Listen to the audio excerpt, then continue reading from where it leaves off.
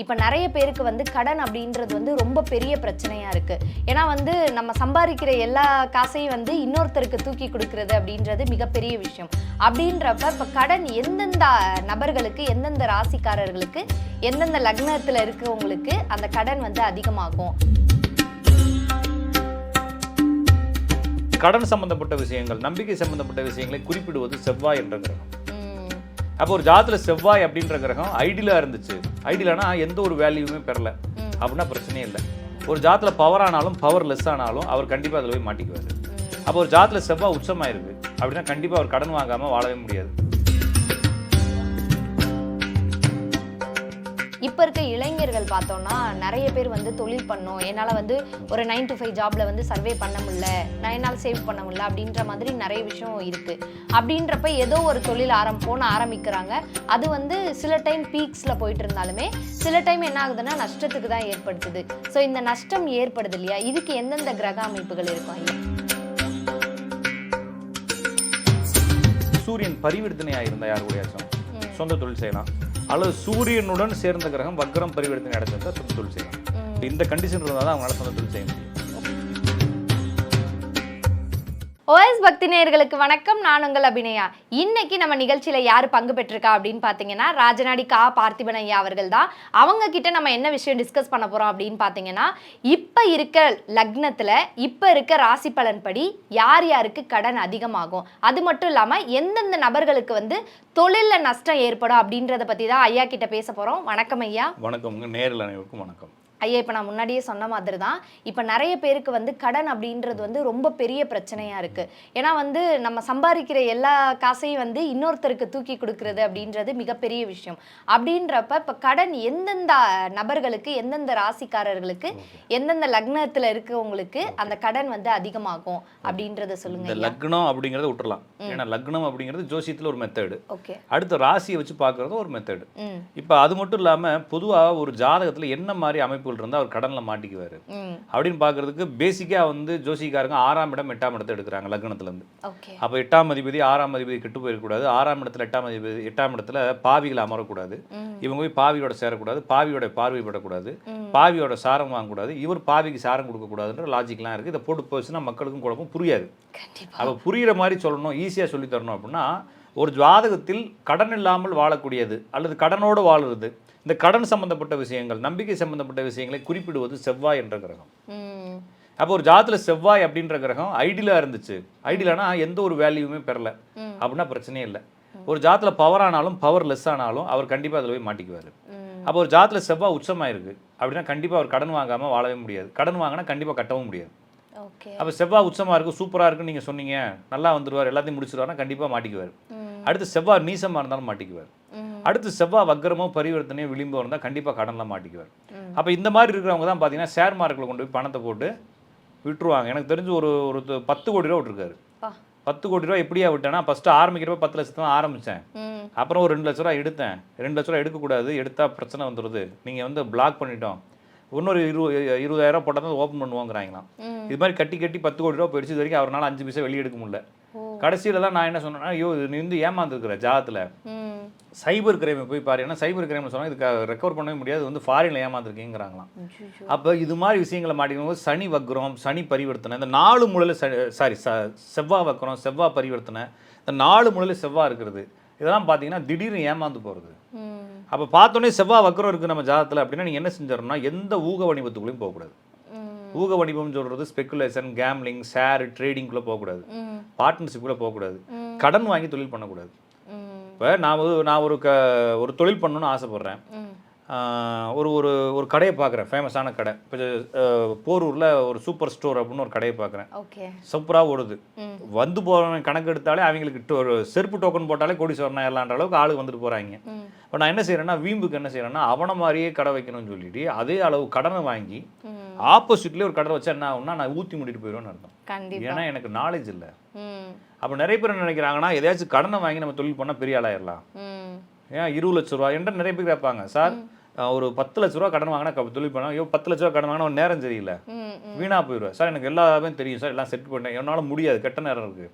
கடன் வாங்காத. வேணா என்ன செய்யலாம்னா, ஒரு டீ கடை வைக்கணும்னு நினச்சா என்ன செய்யணும், கெட்டில் வாங்க 2,500 ரூபாய்க்கு. அது பாட்டிலில் பாத்திரத்தில் டீ பிடிச்சிட்டு போய் ஃபஸ்ட்டு டீயை சேல் பண்ண ஆரம்பி, மெதுவாக வளர்ந்துவான். அப்போ ஜாதகத்தில் செவ்வாய் சரியில்லாத போது, ஜாதகத்தில் செவ்வாய் ஆட்சி பெற்றிருக்குது, உச்சம் பெற்றிருக்கு, நீசம் பெற்றிருக்குது, வக்ரமாக இருக்குது, பரிவர்த்தனையாக இருக்குது, விளிம்பில் இருக்குது, இந்த மாதிரி கண்டிஷனில் என்ன இருந்தாலும், அல்லது செவ்வாயுடன் சேர்ந்த கிரகங்கள் வக்ரம் பரிவர்த்தனை விளிம்பில் இருந்தாலும் இவர்கள் நிச்சயமாக கடனாலேயோ அல்லது ஏமாற்றத்தாலேயோ பெரிய பொருள் இழப்புகளை சந்திப்பார்கள். இவங்களால ஒண்ணுமே பண்ண முடியாது. அப்ப அந்த மாதிரி காலத்துல அது மட்டும் இல்லாம இப்ப நம்ம ஜாதகத்துல செவ்வாய் இருக்கு, ஒரு கட்டத்துல இருக்கு. இப்ப உதாரணத்துக்கு என் ஜாதகத்துல செவ்வாய் வந்து மிதுன ராசியில இருக்கு, 4 மூலையில் இருக்கக்கூடாதுன்னு சொல்றேன்.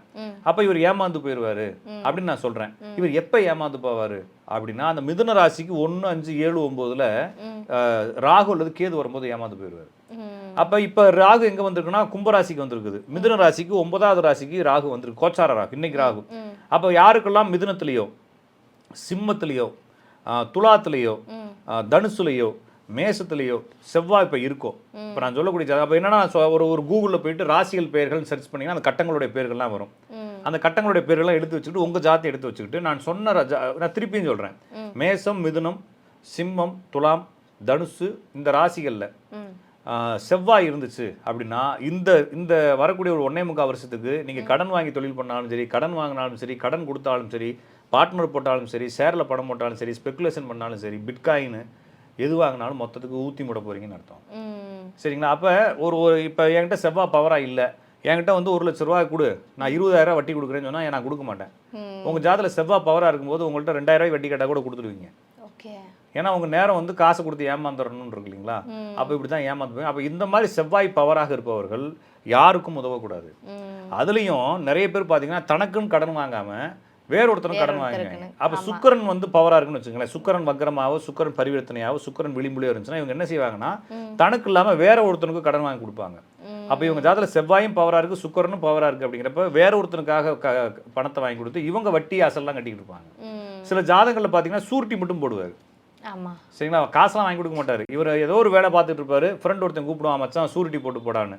இவர் கிளம்பி வருவார், பெரிய ஜமீன்தாமே வந்துட்டு என்ன செய்வார்னு அந்த ஒரு படத்தில் பார்த்திவன் வடிவேலை கூட்டு போன கதையா கூட்டு போய் சூட்டி கூட்டு போகிற மாதிரி போட்டு போய் இவர் கெத்தா போய் சைன் போட்டு வந்துருவார். அவர் ஜாதகத்தில் குருவும் செவ்வாயும் இணைந்திருந்தால் அல்லது குருவுக்கு 1, 5, 7, 9 செவ்வாய் இருந்தால் யாருக்காச்சும் சூரிட்டி போட்டு அதுவே இவருக்கு வழக்காகவோ அல்லது பிற்காலத்தில் இவருடைய முயற்சி செய்ய விடாமல். அப்போ இது இன்றைக்கே நடக்கணும்னு அவசியம் இல்லை. சூரிட்டி போட்டு ஒரு 20 வருஷம் ஆயிருக்கும், 10 வருஷம் ஆயிருக்கும், அது உங்களுக்கு தெரியவே தெரியாது. நீங்கள் ஏதாச்சும் ஒரு லோனுக்காக போவீங்க, நீங்கள் லோனுக்கு போகிறப்ப அங்கே வரும் உங்களுக்கு, சார் உங்களுக்கு லோன் சேங்ஷன் ஆகலை ஏன்னு கேட்குறப்ப நீங்கள் ஒரு ஆளுக்கு சூரிட்டி போட்டிங்களா, அவர் இன்னும் கட்டவே இல்லை, ஒன்று இந்த அமௌண்ட்டை கட்டுங்க இல்லைன்னா லோன் கேன்சல் ஆயிரும், லோன் வராதுன்னு சொல்லுவாங்க. அப்போ தான் தெரியும் உங்களுக்கு இதனுடைய வேதனை. அப்போ இந்த குரு செவ்வாய் சேர்ந்துருக்கிறவங்க, குரு செவ்வாய் 1, 5, 9ல் உட்காந்துருக்கிறவங்க, குருவுக்கு 1, 5, 9ல் செவ்வாய் உட்காந்துருக்கிறவங்க, இவங்களாம் வந்து யாருக்கும் சூரிட்டி செய்ய எந்த காலத்துலையும் போடக்கூடாது. சூரிட்டி சைன் மட்டும் இல்லை, லீகலான சப்போர்ட். நான் வந்து ஸ்டேஷனில் போய் கையெழுத்து போட்டேன், கோர்ட்டில் போய் ரேஷன் கார்டை கொடுத்து சீல் வாங்கிட்டு வந்தேன் சூரிட்டிக்காக அப்படின்ற மாதிரிலாம் போட்டிங்கன்னா இதெல்லாம் கேஸ் ஆகி நாளைக்கு வந்து நிற்கும். அதனால வந்து இந்த மாதிரி விஷயங்கள் செய்யக்கூடாது. அப்போ செவ்வாய் பவர் அப்படிங்கிறது கடன், சுக்கரனும் பவர் அப்படிங்கிறது யாருக்காச்சும் உதவ போய் கடன், குரு செவ்வாய் இணைவு யாருக்காச்சும் உதவ போய் வழக்குகளை வாங்கி கொண்டு நிம்மதி இழப்பை சந்திப்பது. அப்போ இந்த 3 விஷயங்கள் ஒரு ஜாதகத்தில் இருந்துச்சுன்னா உசிதம் அப்படின்னா என்னன்னா காசு கீசு வாங்காம கம்முன்னு இருக்கிறது. அப்போ இவங்களுக்கு என்னென்ன அட்வைஸ் கொடுக்கலாம் அப்படின்னா இவங்களுக்கு நான் கொடுக்கக்கூடிய அட்வைஸ் கடன் வாங்காமல் இருப்பது தான். அப்போ எனக்கு ஒருத்தர் கேட்டார் 70 கோடி ரூபா கடன், சரிங்களா, எனக்கு ஏதாச்சும் பரிகாரம் சொல்லுங்கிறாரு. உனக்கு நான் பரிகாரம் சொல்லி பழகிறதுக்கு நானே செஞ்சுட்டு நான் 70 கோடி ரூபா சம்பாரிச்சுட்டு போயிடுவேன்ற மாதிரி. பரிகாரம்லாம் ஒன்றும் கிடையாது. நீங்கள் எந்த கோயிலுக்கு போனாலும் ஒன்றும் முடியாது. இப்போ எனக்கு தெரிஞ்ச ஒரு ஜோசியர் என்ன சொன்னார், நான் பரிகாரம்லாம் சூப்பராக செய்வேன், நான் எல்லா பிரச்சனையும் சால்வ் பண்ணிடுவேன் அப்படின்னாரு. என்ன சால்வ் பண்ணுவேன்? கடன் வந்தால் என்ன செய்வேன்? கடன் வந்தால் பழனிக்கு போக சொல்லுவேன். பழனியில் முருகன் எதுக்கு வந்து நிற்கிறாரு? ஆண்டியா நிற்கிறாரு. அது எதுக்கு வந்தாராங்க? அப்பா அம்மாட்ட சண்டை போட்டு அண்ணனால ஏமாற்றப்பட்டு தானே வந்தாரு. அப்போ அவர்கிட்ட போய் ஏமாந்த என்ன ஆகும் அப்படின்னா 2 பேரும் உட்காந்து பேசிட்டு இருக்க வேண்டியதான், தனியாக 2 பேரும் பேசியிருக்கலான்ற மாதிரி. அப்போ என்னன்னா இவங்க சொல்லக்கூடிய தீர்வுகள் உங்களுக்கு எந்த மாற்றத்தையும் கொடுக்காது. விதி என்பது விதி தான். அப்போ நீங்கள் கடன் வாங்காமல் இருப்பது தான் விதி. சரி, கடன் வாங்கியாச்சு, அதுக்கு என்ன பரிகாரம் அப்படின்னா வேலை எக்ஸ்ட்ரா பார்த்து கடனை கட்டுறதான் பரிகாரம் இல்லைங்களா? வாங்குறப்ப நல்லா இருந்துச்சுல, கட்டுறப்ப அப்படி தான் இருக்கணுன்ற மாதிரி. கடன் என்பது என்னன்னா தற்காலிகமாக இரவல் வாங்கப்பட்ட சந்தோஷம். இந்த சந்தோஷத்தை நாம் ஒரு நாள் திருப்பி கொடுத்தே தீரணும். ஏதாச்சும் ஒரு சந்தோஷத்தை இழந்தே தீரணுன்றதுனால வாங்குறப்ப யோசிங்க, வாங்குறப்ப நீங்க மெனக்கெடுங்க. வாங்குறப்ப ஒருவேளை நீங்க பரிகாரம் செய்யற ஆளா இருந்தா கடன் வாங்கிட்டு பரிகாரம் செய்யாதீங்க. நான் பரிகாரத்தை நம்புறதில்ல. ஒருவேளை நீங்க நம்பித்தான் ஆவேன், அப்போ தலைகளாகத்தான் குதிப்பேன் அப்படின்னு சொல்லி நான் வீம்பு கடன் வாங்குவேன்னா என்ன செய்யலாம்னா நீங்கள் அந்த கடன் வாங்குறப்ப பரிகாரம் செய்யுங்க, கடன் வாங்கக்கூடாதுன்னு பரிகாரம் செய்யுங்க. என்னை பொறுத்தளவுக்கு இந்த மாதிரி அமைப்பு இருந்தால் கடன் வாங்கினால் மொத்தம் சொல்லி முடிஞ்சிடும். கடன் வாங்காதீர்கள்னு தான் என்னுடைய அட்வைஸ். கடன் வாங்கினா கண்டிப்பாக கட்ட முடியாது. நிறைய பேருக்கு பார்த்தீங்கன்னா 10 லட்ச ரூபா வரும், நல்லா செலவு பண்ணிடுவாங்க, வீடு வாங்குவாங்க, கார் வாங்குவாங்க, பிள்ளைகளுக்கு நகை வாங்கி போடுவாங்க, எல்லாம் பண்ணுவாங்க. கடைசியாக சுருங்கி 10,000 வந்து நிற்கும் இல்லைங்களா, அப்போ தான் 2 லட்ச ரூபா கடனே ஞாபகத்துக்கு வரும். அது வரைக்கும் உங்கள் மண்டைக்குள்ளே ஓடாது. புரிஞ்சுக்கிட்டீங்களா? இவங்களால கட்டவே முடியாது. ஏன்னா கிரகங்கள் அப்படி இருக்கு. அப்போ இந்த கிரகங்கள் இருந்தால் இவர்கள் கடன் வாங்குவதை தவிர்ப்பது சிறப்பு. கடன் வாங்கிட்டா முடிஞ்ச அளவுக்கு அதை கட்டி அடைக்கிறது சிறப்பு. இன்னொரு கடன் வாங்கி கடன் மேல கடன், வட்டிக்கு வட்டி, குட்டிக்கு குட்டின்னு போட்டு பெருசா பரவி வந்துடும். ஒரு கடனை அடைப்பதற்கு இன்னொரு கடன் வாங்காதீர்கள். புரிஞ்சுக்கிட்டீங்களா? அப்போ இந்த ஜாதகத்தில் இந்த அமைப்பு வந்து கடன் மட்டும் போனீங்கன்னா உங்களுக்கு ஆபத்தே அந்த கடன் தான். Okay sir. சார் இப்போ பார்த்தோம் அப்படின்னா இப்போ நான் வாங்குற கடன் பற்றி இப்போ நம்ம பேசணும். இப்போ என்னால் என்னோட பெற்றோர்கள் வாங்குவாங்க இல்லையா, ஸோ அந்த கடனுக்கு வந்து ஏதாவது ஒரு தீர்வு இருக்கணும்ல. ஏன்னா இப்போ நம்ம வெளியே வாங்குற கடன் அப்படின்றது ஓகே. இப்போ எங்கள் அம்மா வந்து எனக்கு ஒரு 10,000 ரூபாய் கடன் கொடுக்குறதா இருக்கட்டும் சரி, 10 லட்ச ரூபாய் கடன் கொடுக்குறதா இருக்கட்டும் சரி, இல்லைனா எனக்கு ஏதோ ஒரு இடத்துல ஷூரிட்டி போட்டோ இல்லை நகையை அடமானம் வச்சோ எப்படியோ கொடுத்துருப்பாங்க இல்லையா. ஸோ இந்த கடனுக்கான ஒரு விளக்கம். நீங்க கேட்டது வந்து ஒன்று தான் கேட்டீங்கன்னா அதில் 3 சொல்றேன். நான் வந்து எங்க அம்மாட்ட வாங்குற கடன், அல்லது எனக்காக எங்க அம்மா வாங்குற கடன், அல்லது எங்க அம்மா வாங்கிட்டு விட்டுட்டு போன கடனை நான் அடைக்கிறது. அந்த 3 விஷயமும் கடன் தான். இது எல்லாமே இந்த நான் சொன்ன கிரகங்கள் தான். இருந்தாலும் இந்த கடன் யாருனால் வருகிறது, யாருனால் தொந்தரவு வருகிறதுங்கிறது அந்த கிரகங்கள். அப்ப செவ்வாய் சந்திரனுடன் பரிவர்த்தனை ஆகுது. அப்ப சந்திரன்றது தாய். அப்போ ஒரு ஜாதத்தை பார்க்குறோம், செவ்வாய் சந்திரன் பரிவர்த்தனை ஆகிற இவங்க அம்மா தான் இந்த கடனுக்கு காரணம். இந்த கடன் பிரச்சனை இவங்க அம்மானால தான் உற்பத்தியாக இருக்கு. அப்படி இல்லைன்னா இவங்க அம்மாவுக்கும் இந்த பையனுக்கும் பிரச்சனை கடனால தான் வரப்போகுது அப்படிங்கிறத சொல்லலாம். இப்போ சூரியன் செவ்வாய் பரிவர்த்தனை அப்பானால அந்த பஞ்சாயத்து ஆரம்பிச்சிருக்கு. அப்போ சுக்கிரன் செவ்வாய் பரிவர்த்தனைனா இவங்க வீட்டுக்கார அம்மா தான் இந்த எல்லாம் எங்கேயோ கூட்டு போய் கோர்த்து விட்டுருக்கு அப்படின்ற மாதிரி புரிஞ்சுக்கலாம். அப்போ எந்த கிரகம் எந்த கிரகத்தோடு பரிவர்த்தனை ஆகுதோ அந்த கிரக உறவுகள் இந்த பிரச்சனையை கொண்டு வரப்போகுது. அப்போ ஒரு ஜாதகத்தில் பார்க்குற குருவும் சுக்கிரனும் பரிவர்த்தனையாக இருக்கு. அப்போ ஜாதகர் தனது செலவுக்காக தனது முயற்சிக்காக தானாகவே சில விஷயங்களை செஞ்சு வச்சுக்கிட்டு ஊரை விட்டு எஸ்கேப் ஆகிற அளவுக்குலாம் போகிறவரெல்லாம் பார்க்குறோம். நம்ம அவருடைய முயற்சியால் ஏதாச்சும் ஒரு இடத்துல மாட்டிக்கிட்டு திருப்பி அவர் ரெக்கவர் ஆகி வந்துடுவார். எப்பயுமே என்ன பிரச்சனைனா இந்த என்ன ஒரு பாசிட்டிவ்னா இந்த வக்ர பரிவர்த்தனையான கிரகங்கள் இருக்குல்ல, வெறும் பரிவர்த்தனையான கிரகங்கள் என்ன செய்யணும், ஆரம்ப காலத்தில் குழப்பத்தை கொடுத்தால் பிற்காலத்தில் சரி பண்ணியும். அப்போ இந்த செவ்வாயோட சந்திரன் பரிவர்த்தனை, செவ்வாயோட சுக்கிரன் பரிவர்த்தனை இப்படிலாம் இருந்துச்சுன்னா பிரச்சனை மாட்டிக்கிட்டு மறுபடியும் அதை மீட்டு எடுத்து வந்துடுவாங்க. அப்படிதான் பார்க்கணும். அப்போ எல்லா கடன்களுக்கும் செவ்வாய் தான். அது யாரால் வந்தாலும் யாரால் செஞ்சாலும் யான் போய் செஞ்சாலும் எனக்கு அவங்களுடைய இது தலைமையில வந்து விழுந்தாலும் எல்லாமே செவ்வாய் தான். இது யாருனால் வரப்போகிறதுங்கிறது செவ்வாயோட பரிவர்த்தனையை வச்சு நம்ம புரிஞ்சுக்கணும். இப்ப முன்னாடியே கணிக்க முடியுமா? இப்ப இவங்களால நமக்கு இப்படி ஒரு கடன் வர கண்டிப்பா சொல்ல முடியும். இது வந்து எப்படின்னா முன்னாலே கணிக்க முடியுமா? உதாரணத்துக்கு இப்போ நான் இருக்குன்னு வச்சுக்கலாம். உதாரணத்துக்கு நான் இருக்கிறேன், வேற யாராவது சொல்லிட்டு இப்போ நான் என்னோட ஜாதத்தில் வந்து செவ்வாயும் சந்திரனும் பரிவர்த்தனை ஆயிருக்குன்னு வச்சுக்கோங்களேன். இப்போ எங்கள் அம்மானால கடன் வரும் கணிக்கிறேன். எங்கள் அம்மா எந்த காசு வாங்கினாலும் நான் கொடுக்குறது இல்லைன்னு முடிவு எடுத்துட்டேன். எங்கள் அம்மாட்டையும் சொல்லிட்டேன், உனக்கு எனக்கு காசு விஷயத்தில் சம்பாதம் கிடையாது, என்கிட்ட காசும் கேட்காது, கொடுக்க மாட்டேன், நீயும் என் பேர் சொல்லி கடன் வாங்கன்னு சொல்லிட்டேன். சரி ஓகே, பிரச்சனை இல்லை. எங்கள் அம்மாவுக்கு திடீர்னு ஒரு உடம்பு பிரச்சனை வந்துடுது, மருத்துவ செலவு. அப்போ காசு இல்லை, என்கிட்ட என்ன செய்யறது? கடன் தான் வாங்க. யாருக்காக கடன் வாங்கினேன்? அம்மாக்காக. இப்போ இதை எப்படி நான் தவிர்க்க முடியாது. அவ்வளவுதான். அப்ப ஜாதகத்தில் இருக்கிற விதியை தவிர்க்க முடியாது. அப்ப நீங்க என்ன செய்யலாம்னா, ஏதோ ஒரு கடன் பிரச்சனை வரப்போகுது, செவ்வாய் பவர் ஆயிட்டாலும் நீங்க என்ன செஞ்சோம்னா பேங்க் பேலன்ஸை கொஞ்சம் மெயின்டைன் பண்ண ஆரம்பிச்சோம். நான் அடிக்கடி சொல்றதா இருந்தா வீட்டுல டப்பா, மளிகை டப்பா, சீரக டப்பா, பருப்பு டப்பால ஒரு 5,000 10,000 எப்பயுமே ஒரு ரொட்டேஷன்ல வச்சுக்கணும். பேங்க் பேலன்ஸா ஒரு 1 லட்ச ரூபாய்க்கு மேலே எவ்வளவாச்சும் வச்சுக்கணும். யார் செவ்வாய் பரிவர்த்தனை ஆனவங்க, செவ்வாய் வக்ரமானவங்க, செவ்வாய் விளிம்பில் இருக்கிறவங்க, செவ்வாய் ஆட்சி உச்சம் பெற்றவங்க எப்போ வேணாலும் கடன் சிக்கலுக்குள்ள மாட்டிக்கலாம். அப்போ ஒரு ஃபேமிலி பேக்ரவுண்டை பொறுத்து இப்போ நான் அம்பானிக்கு போய் 1 லட்ச ரூபா 5,000 ரூபா டப்பாக்குள்ள வச்சுக்கன்னு சொன்னால் அந்த அம்மா என்ன செய்யும்? நான் சொல்கிறது சாதாரணமாக ஒரு ஃபேமிலி, ஒரு சாதாரண ஃபேமிலி ஒரு 20,000 30,000 சம்பாதிக்கிறவங்களுக்கு ஒரு 5,000 ரூபாய் ஒதுக்கி சுருட்டி எங்கேயாச்சும் ஒரு இடத்துல வச்சுக்கிறது. எமர்ஜென்சிக்கு ஒரு ஆஸ்பத்திரிக்கு போனால் கூட ஒரு 5,000 பணம் கட்டி சேர்க்குற அளவுக்கு நம்ம வச்சுக்கணும். பேங்க்கில் ஃபிக்ஸட் டெபாசிட்லேயோ நான் ஒருத்தன் சொல்லுவான், ஃபிக்ஸட் டெபாசிட்டில் வருமானமே வராது, சிப்பில் போடுங்க, கோல்டு பி வாங்குன்னுவான். அதெல்லாம் நீங்கள் போகாதீங்க. நம்மளுக்கு தேவை காசு எதுக்கு? சம்பாதிக்கிறதுக்காக, நம்மளுக்கு பாதுகாப்புக்கு. சரிங்களா? அப்போ நம்மளுக்கு வட்டியே வராட்டினா கூட பிரச்சனை இல்லை. பேங்க்ல ஒரு இடத்துல சேஃபாக வச்சுக்கணும். லிக்விட் கேஷ் எப்பயுமே இருக்கணும், நம்ம நினைச்சா போய் எடுத்து வர மாதிரி இருக்கணும். அப்போ செவ்வாய் இப்போ இதாக இருந்துச்சுன்னா இந்த மாதிரி அமைப்புகள் நீங்கள் ஏற்படுத்திக்கிறது பெட்டர். ஓகே, இப்போ பார்த்தோம்னா நம்ம கடன் வந்து எப்படி வரும் அப்படின்ற மாதிரி பார்த்தோம். இப்போ எந்தெந்த அமைப்புகள் கரெக்டாக இருந்தால் நம்ம இந்த கடன் எல்லாம் திருப்பி அடைப்போம்? அதாவதுங்க எப்படி இருந்தாலும் அடைச்சிடுவோம். ஓகே, இல்லைன்னா வாங்குறேன் சும்மா விட மாட்டான்னு வச்சுக்கோங்களேன். எப்படி இருந்தாலும் பிடிங்கி எடுத்துருவான் நம்மளை. இந்த காசு எப்போ வரும் அப்படின்னு கேட்டிங்கன்னா சுக்கிரன் மீது கோச்சார சனியோ கோச்சார குருவோ போகக்கூடிய காலத்தில். இப்போ கோச்சார சனி மீன ராசியில் போயிட்டு இருக்கு. அந்த மீனம் அதுலேருந்து 1-5-9 சுக்கிரன் இருந்தால் இந்த மாதத்தில் கடன் வரும். இந்த வருஷத்தில் காசு கடனுக்கான ஏதோ ஒரு காசு வரும், அதை வச்சு அடைச்சிக்கலாம். ரொம்ப நாள் பெரிய அளவில் ஹியூஜ் அமௌண்ட் அப்படின்னா சனியும் ராகுவும் சேர்ந்து சுக்கிரனை தோன்றணும். இப்போ உதாரணத்துக்கு கும்பராசியில் ராகு இப்போ போயிட்டு இருக்கு. அடுத்த ராசியான மீன ராசியில் சனி போயிட்டு இருக்கு. இந்த சனி வக்ரமாகும் 10வது மாதத்துக்கு அப்புறமா. அப்போ நான் சொல்லக்கூடிய ராசிகளை மனசில் வச்சுக்கோங்க. கும்பம், மேசம், மிதுனம், சிம்மம், துலாம், தனுசு, இந்த 6 ராசிகளில் யாரோடைய ஜாதகத்தில் யாச்சும் சுக்கிரன் இருந்தாலும் அவங்களுக்கு திடீர்னு ஒரு செட்டில்மெண்ட் 12வது மாதம் ஏற்படும். எல்லாருக்கும் ஏற்படும். இப்போ அது கடனாக இருக்கலாம். நான் ஒரு வீடு வாங்கணும்னு நினச்சி லோன் போட்டிருக்கேன், அல்லது எங்களுடைய பூர்வீக சொத்து வரணும் அப்படின்னு நினச்சிக்கிட்டு இருக்கேன்.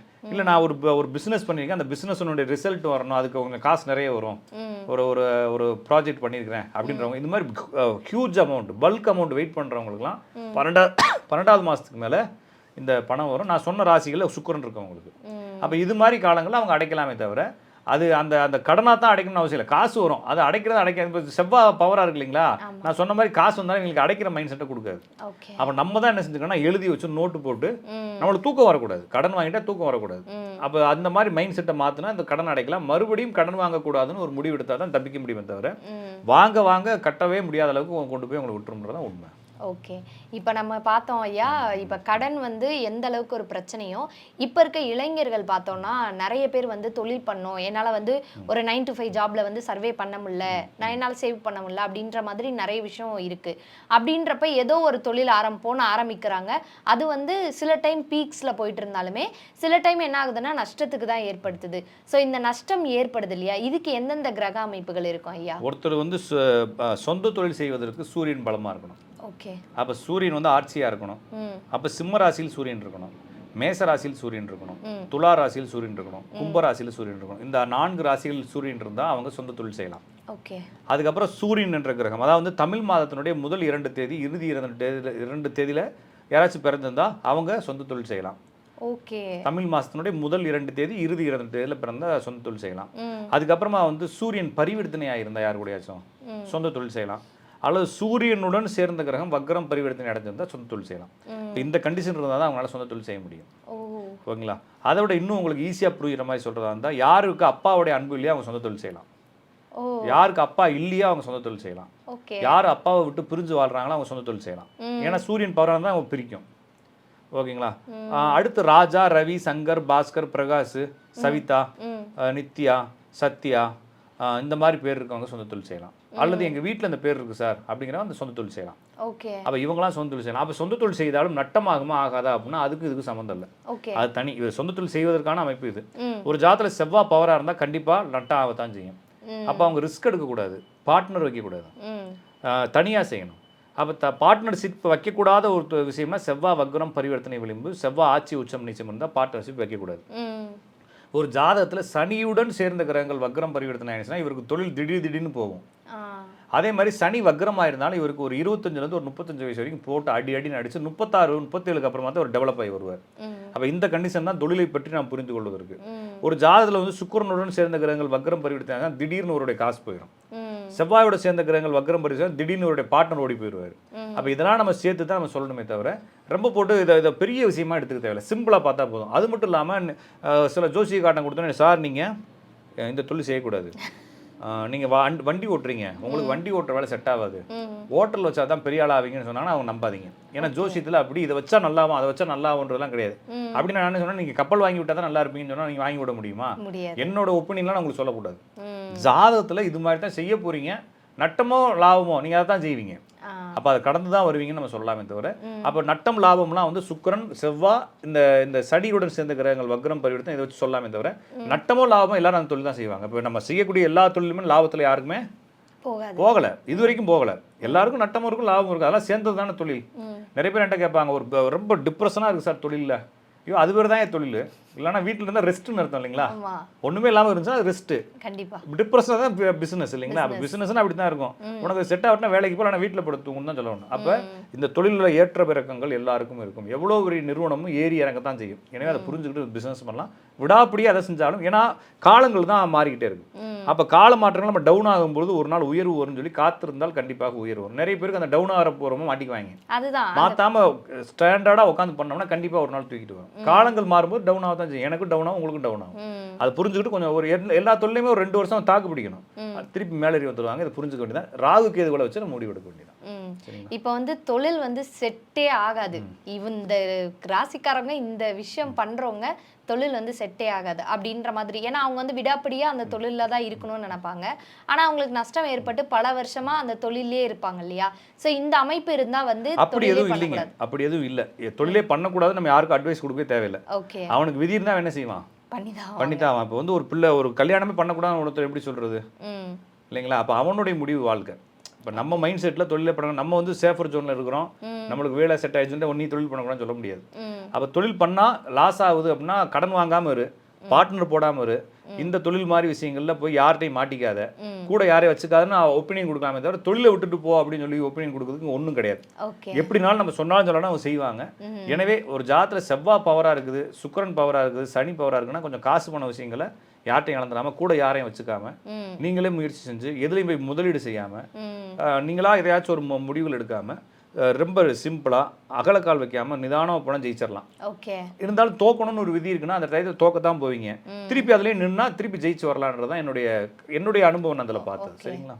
ஓகே ஐயா. ஸோ இந்த கடன் பற்றியும் எந்தெந்த அமைப்புகள் எங்கெங்கே இருந்தால் தொழிலில் வந்து நஷ்டம் ஏற்படாமல் தவிர்க்க முடியும் அப்படின்றதையுமே ரொம்ப தெளிவாகவே சொன்னீங்க. ரொம்ப நன்றி ஐயா. நன்றி, வணக்கம். இந்த நிகழ்ச்சியை பற்றிய உங்கள் கருத்துக்களை கீழிருக்கும் தொலைபேசி எண் மற்றும் மின்னஞ்சலில் தெரிவிக்கலாம்.